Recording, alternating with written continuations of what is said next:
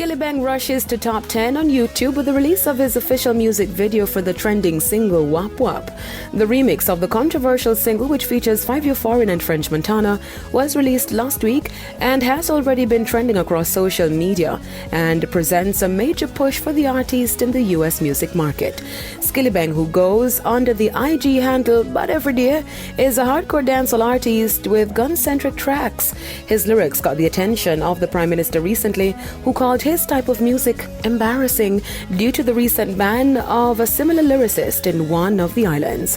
Now, Prime Minister Andrew Holness expressed his concern about the music in relation to the state of the country, citing things such as Wap Wap and Chop Chop not being allowed to define Jamaica. Skillibeng has been doing shows in the US since May, with his schedule currently extending with shows all the way up to July. A major endorsement for the artist is his recently announced performance on the 2022 staging of Rolling Loud. Skillibeng joins a second-timer Shenseea, as well as Nicki Minaj, A$AP Rocky, and Future. Now to news overseas, where Justin Bieber in this video on Friday revealed to fans that he has been diagnosed with Ramsay Hunt syndrome.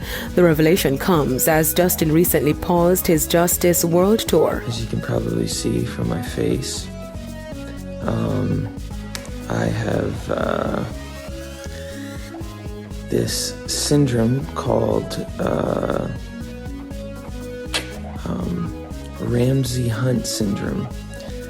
And it is from this virus that attacks the nerve in my ear and my facial nerves, and has caused my face to have paralysis. As you can see, this eye is not blinking. I can't smile on this side of my face. This nostril will not move. So there's full paralysis in this side of my face. So for those who are frustrated by my cancellations of the next shows, I'm just physically, obviously not capable of doing them.